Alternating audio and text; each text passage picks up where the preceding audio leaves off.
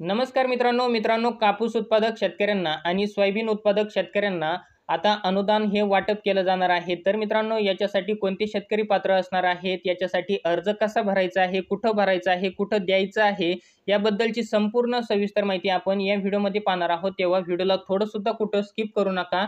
तर मित्रांनो आपण इथं पाहू शकता हा महाराष्ट्र शासनातर्फे आदेश जारी करण्यात आलेला आहे। इथं विषय बघा काय आहे, सन 2023च्या खरीप हंगामातील कापूस व सोयाबीन उत्पादक शेतकऱ्यांना अर्थसहाय्य देण्याबाबत हा आदेश जारी करण्यात आलेला आहे। आता इथं जी काही सविस्तर माहिती देण्यात आलेली आहे तर ती आपण इथं थोडक्यात पाहूयात।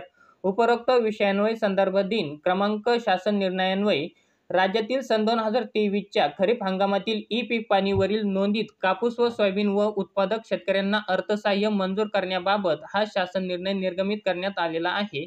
या अर्थसहाय्याचे वितरण शेतकऱ्यांना सार्वजनिक वित्तीय व्यवस्थापन प्रणालीद्वारे शेतकऱ्यांच्या आधार लिंक बँक खात्यामध्ये थेट हस्तांतरण डीबीटी माध्यमातून होणार आहे। त्या अनुषंगाने अनुज्ञेय अर्थसहाय्य शेतकऱ्यांना अदा करण्यासाठी शेतकऱ्यांना आधार संबंधित माहितीचा वापर करण्याबाबत त्यांच्याकडून घेण्यात येणाऱ्या संमती पत्राचा नमुना तसेच सामायिक खातेदारांच्या बाबतीत एकाच खातेदारास अर्थसहाय्य वितरित करण्यास अनुषंगाने द्यावयाचे न हरकत प्रमाणपत्राचा नमुना सोबत जोडून दिला आहे। म्हणजे मित्रांनो आता ज्या शेतकऱ्यांनी आपल्या सातबाऱ्याच्या उतार्यावर ई पीक पाणी करताना सोयाबीन आणि कापूस या पिकाची नोंद केलेली आहे 2023 मध्ये, तर अशा शेतकऱ्यांना हे अनुदान वाटप केलं जाणार आहे आणि त्याच्यासाठी एक संमतीपत्राचा नमुना सुद्धा जोडून देण्यात आलेला आहे। तर तो संमतीपत्राचा जो काही नमुना आहे तर तो सुद्धा आपण इथं पाहू शकता आणि आपल्याला हा नमुना तिथं कृषी विभागामध्ये द्यायचा आहे। आता इथं बघा सन 2023च्या खरीप हंगामातील ई पीक पाहणी पोर्टलवर नोंदणीत कापूस व सोयाबीन उत्पादक शेतकऱ्यांना अर्थसहाय्य व कृषी विभागाच्या अन्य योजना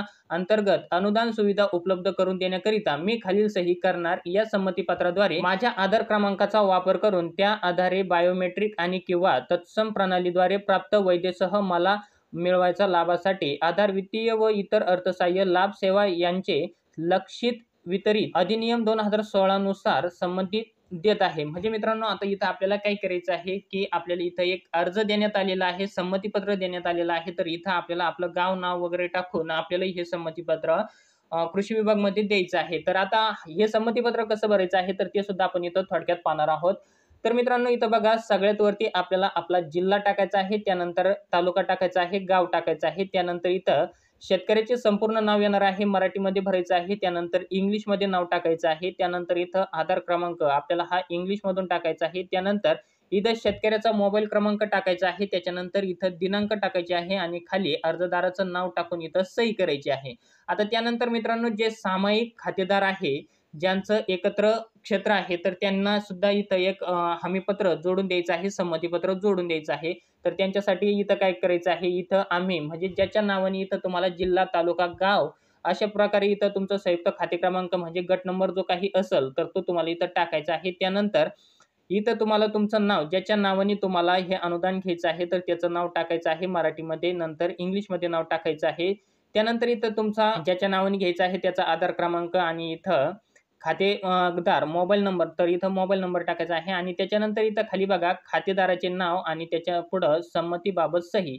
तर आता इथं जेवढे काही खातेदार एकत्र आहे, सामायिक क्षेत्र आहे, तर जेवढे काही असतील तर तेवढ्यांची इथं नावं टाकायची आहे आणि त्याच्यानंतर इथं समोर त्यांना सही करायची आहे। तर अशा प्रकारे आपल्याला ज्यांचं सामायिक क्षेत्र आहे तर त्यांनी हे 2 अर्ज भरून द्यायचे आहे कृषी विभागामध्ये आणि ज्यांचं सामायिक क्षेत्र नाही, ज्यांचं वैयक्तिक आहे तर त्यांनी फक्त हेच एक संमतीपत्र इथं जोडून द्यायचं आहे। तर मित्रांनो लवकरात लवकर आपल्याला हे संमतीपत्र कृषी विभागामध्ये जोडून द्यायचं आहे, जेणेकरून आपण या अनुदानापासून वंचित राहणार नाही। ज्यांच्या उतार्यावर ई पीक पाहणीची नोंद केलेली आहे अशा सर्व शेतकऱ्यांना या योजनेचा लाभ दिला जाणार आहे। हे कापूस आणि सोयाबीन अनुदान हे दिलं जाणार आहे। तर मित्रांनो तुम्हाला जर हा अर्ज डाउनलोड करायचा असेल तर याची लिंक व्हिडिओच्या डिस्क्रिप्शन मध्ये दिलेली आहे, तुम्ही तिथून हा अर्ज डाउनलोड करू शकता। तर मित्रांनो तुम्हाला हा छोटासा व्हिडिओ आवडला असेल तर चॅनलला लाईक शेअर सबस्क्राईब नक्की करा। पुन्हा भेटूया अशाच एका नवीन माहितीसह नवीन व्हिडिओमध्ये। तोपर्यंत धन्यवाद मित्रांनो, जय हिंद, जय महाराष्ट्र।